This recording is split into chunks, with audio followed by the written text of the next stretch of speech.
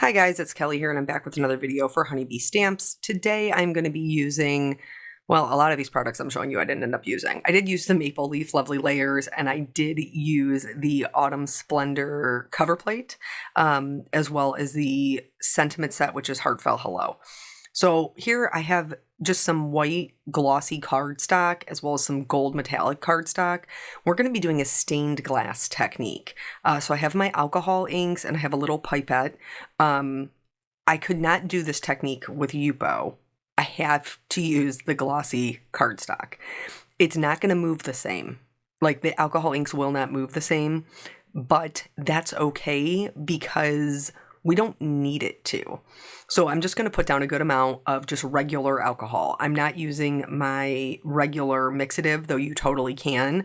But because I already knew that they weren't going to move the same, I was like, this stuff's expensive. I'm not wasting it. I'm just going to use regular isopropyl alcohol.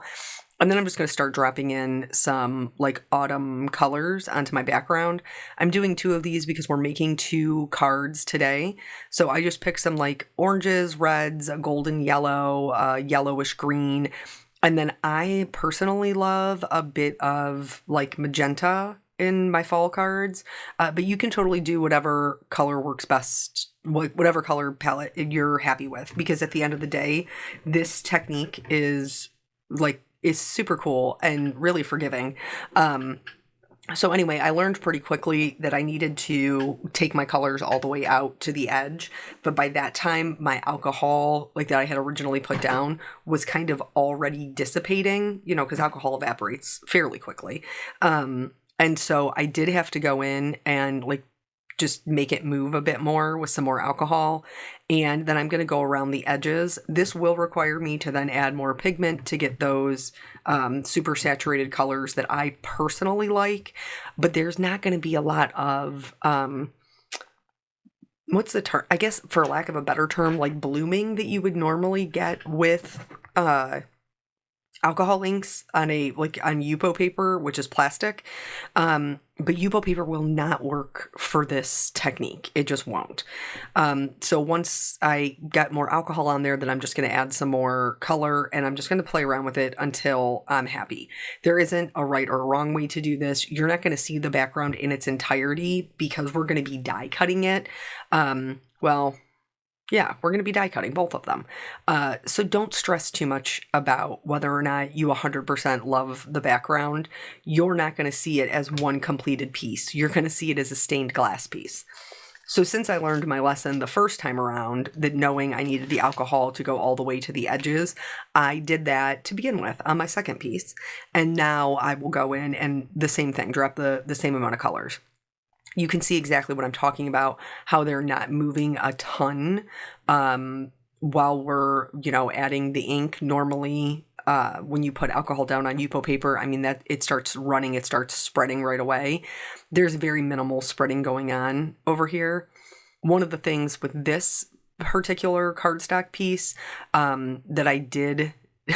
I got a little heavy-handed with the inks. Truly, I did. But there is a way to fix it, so don't stress about it. I just went in, you'll see when we get there, like when it starts, really moving around, and I start to get a little less happy with the way that it looks. You'll see that we actually can just go in with a damp baby wipe, or even like a paper towel, and you can just blot up the colors that you don't love. Like for me, mine got kind of very dark in the center because of the green mixing with the red. And it does stain the paper. You can see that in the background. It does stain the paper quite a bit. But it was pooling in the center. It was super dark. I didn't love it. So here we are. I'm just going to go in and kind of blot that up because it is still wet. It's going to smooth back out on its own. It's not going to require really any work from me to move those colors around. But again, I cannot stress enough that you do not have to love the pieces in their entirety because you will not be using them in their entirety. So don't think it has to be perfection. It doesn't, because it doesn't have to be perfect to be beautiful. And I promise you, these are going to be stunning when you're done. So yeah, once I'm happy with how this is looking, I'm going to let them dry. I went to go, you'll see here, I went to go put on the Autumn Splendor cover plate. And when I picked it up, I realized my paper was still cold. So it was dry to the touch, but it was still cool. And that meant that the inside fibers of the paper were still wet. So I'm just going to hit them with my heat tool. This is why we can't use the Yupo paper, because we're going to be using our heat tool to do the technique, and Yupo is not great at being heated or being embossed. It kind of shrinks up on itself, and we don't want that. So that's why the glossy cardstock works really well for this. I did not try with photo paper, but if you have it and you don't mind sacrificing a piece, give it a try with that as well. So I'm just going to tape my Autumn Splendor cover plate in place so that it doesn't move, and then I will run that through the die cutting machine. The other piece I will be cutting 2 of these maple leaves out of. So I'm using the largest, not the detail portion, the large full leaf, and I will cut 2 of these out of this background. And even then I'll have some left over. So if you have other, smaller leaf dies or something that you wanted to cut it out of, you absolutely could. So here's where we're at. Now let's get into the technique. You're going to need, it's an old school thing. So if you've been a crafter for a long time, you probably have it. If you haven't, you might need to get it. UT, which is ultra thick embossing enamel. They still sell this. Ranger still sells this. The bottle looks completely different now. Mine looks the way it does because it's old. Okay. I bought this back when I first started card making back in like 2010. So it lasts forever. Obviously, here we are over, 13 years later, and it still works great. But I'm going to cover this whole panel. I chose to use my pouncer. If you don't have a pouncer, you could use your Versamark ink pad. But I'm going to cover this whole panel in embossing ink. I found that the pouncer was the easiest way to do it. I will tell you that it did stain my pouncer a little bit. I did pick up a little bit of color from the pouncing, but that's okay. Once the whole thing is covered, I am going to pour on this UT. What is the difference between UT and regular embossing powder? It looks like salt, or sugar. It's super thick. And the intention is for it to be super thick, because you can use it for different things besides just embossing. When I sat down to do the stained glass look, I was like, do I need to do this with an epoxy? How can I do this? And that's what led me to the UT, because it works just like embossing powder, but it's so thick that it coats the entire paper. It looks like a liquid sitting on top of it, or like a glass. And it just looks so amazing. You can see it if you have multiple layers, you can see it kind of rippling where the liquid is moving. I only did 1 layer for each one of these, but if you have an area that is not completely smooth and it's a little bit pitted, you can absolutely go back in and do a second layer. There's no reason why you can't do that. If you catch it while your embossing powder is still hot, you actually don't even need to add any more Versamark. But you can see now this whole piece is super glossy, and we're going to do the same thing with these leaves. And so I'm just going to go right over top of them. I think they look super cool even without the embossing. If you just cut the second detail piece and put it over top of it, I think it would look awesome. But I really wanted that glass effect, and so that's where the ultra thick embossing enamel kind of comes in. So these are the same thing. I'm just going to cover them. I do wish that I had given myself a handle. I don't know that I heat embossed them the safest way possible. I do wish I had given myself a little bit more of a handle than just the the little leaf stem. But I didn't, and so maybe do better than me. Maybe use your tweezers or something. But this worked just as well as it did on the cover plate on these smaller pieces. It worked really, really super fantastic. So I did experiment with this a little bit. I have another video that will be coming up a little bit closer, maybe next week. But I have another way to do something very similar and get a different look. But I love the way that these came out. I think that they are wicked cool. I did find that I liked the cover plate, but the dies that have the detail layer on top of them, like the maple leaf does, I really loved the way that those looked because it genuinely looked like stained glass with the metallic separating each one of the pieces parts. But so if you have dies like that, I would recommend trying it with any of those. Anything that has like an open, like a full area and then a frame. So here I looked at doing the gold in the background with just the cover plate on top. And I did like that, but I wanted it to look as if it was one solid piece, like a stained glass window would. So what I opted to do, Lord help us all, was do an inlay.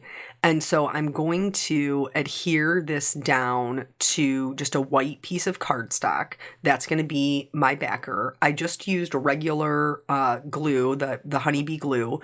I did find that if I put something a little weighted on it, I had a much better result with it adhering. But then for the gold piece, because I don't want to have to pick out all of these pieces and inlay them and worry about adhesive, I am going to use the trick that we did, last week, where we actually attach an adhesive sheet to the back of the gold paper. The last time I did it, I believe that I used Craft Perfects. This time I tried Crafter's Companion. This one is really, really sticky. It worked really well, but I had a hard time getting my paper lined up because if I just barely touched it to the adhesive, it stuck. Like it meant business. So then once I can get it on there, I just smooth it out as I remove the backing paper, and then I'm just going to cut off any excess. And now I'm going to cut out that same cover plate out of the gold, but this time all of my pieces will have adhesive on the back of them already. So I knew that I was kind of setting myself up for a kind of a mundane task, the inlaying.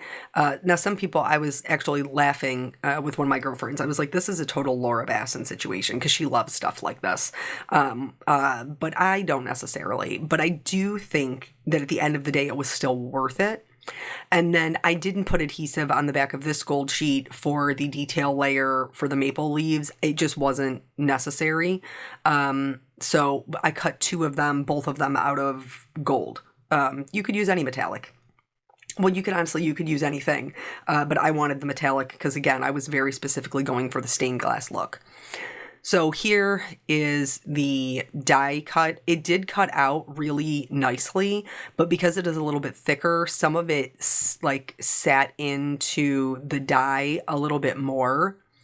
I will tell you that as I went on, I found a little bit of a trick that worked a little better for me.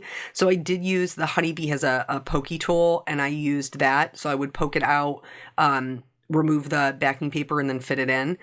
I quickly figured out that if I held the piece still inside the full die cut, not the die portion, if I held it with my finger, I could slide my pokey tool in between the backer sheet and the piece, and that helped it to go much faster. So I did leave that, once I figured that part out, I did leave that part in so you could see what I was talking about. But basically, I just went through, and honestly, I'm a person who likes to get the hard stuff over first. So I went around the edges and did all the smaller bits for the most part, and then I would work on the bigger pieces in the middle where it was a little bit more palatable for me to do it. Again, would I make this card again? I think it was I do think I would make it again because I think it looks wicked cool, and I truly think it does look like stained glass. And you know how it is when you're crafting and something comes together exactly the way you see it in your head. It's super exciting. So here is where I'm doing that, where I'm holding it with my thumb and then sliding off the release paper, and then I'm able to pick it up with the tool. This made it go much, much faster. So if you choose to try something like this, maybe maybe try that technique, and not having to kind of like poke out all the pieces. And then, you're holding this little teeny tiny die and you're peeling the backing sheet off. This went much, much faster, and it left a lot of the backing sheet in, like you'll see, it left a lot of it inside. And then now, like, I didn't use it in this video, but I have this beautiful metallic cutout of the Autumn Splendor sheet that I will be able to use on another card that already has adhesive on it. So I will be using that. I did play around with it a little bit, and I think I found another kind of fun technique to do with that. But so this is the whole background for this card, and I think it's beautiful. So now I'm going to go in, I'm going to pop out my little gold pieces from my leaves, and then I am going to just adhere this again just with liquid glue and put some weight on top of it. So these are one of those things where, like, experimenting when you have an idea can really be very rewarding. I had no idea that these were going to come out as cool as they did. And I did have to try a couple of other things beforehand. I tried like filling it with glossy accents to create the glass look. And that did work. So if you don't have the embossing powder and you want to try to do the glossy accents, it did work. It took forever to dry. I'm not going to pretend like it didn't. It took a really, really long time. A really, really long time to dry. But again, it didn't use a ton of product, honestly. I didn't try it with a cover plate. I tried it with another frame die. And it did, like I said, it did work. So that's maybe another option if you don't have the embossing powder that we used here. The other thing that you can try is, instead of doing the ultra thick, it's just doing layers and layers of clear embossing powder. You can maybe build it up and not have to buy the ultra thick. Just some options. So yeah, it's been super crazy around here lately. Like so many behind the scene things. Look at these. I can't even stop looking at them. Look at them. Look at those leaves. Like, they're so pretty. Oh, I just love them. They came out so much better than I thought. I'm proud of me for sticking with it and experimenting. And you should experiment too. Dude, seriously, they just came out so good. Anyway, so here, I didn't know whether or not I wanted my sentiment on white. You guys know how I feel about gold on white, and that's a struggle for me. So I thought I would try it on some craft cardstock as well. And then I'm stamping in our Be Creative gold pigment ink, and then I will heat emboss them in gold. Turns out I did like the white better. So I did have to come back. This sentiment is, I don't even know who I'll send this card to. But it's one of my favorites. It says my favorite color is autumn. And I just think it's so pretty. I don't know, just maybe for a hi card, just a hey, how you doing kind of card. Same thing with the other one, fall breeze and autumn leaves. They're very non-specific. And these cards are very, gender neutral. You could send them for anything. But yeah, I use the heartfelt hello sentiment set so much. Like, there's just such really good ones in there, and the font is stunning. I mean, stop it. So it's been very busy behind the scenes here in my regular life.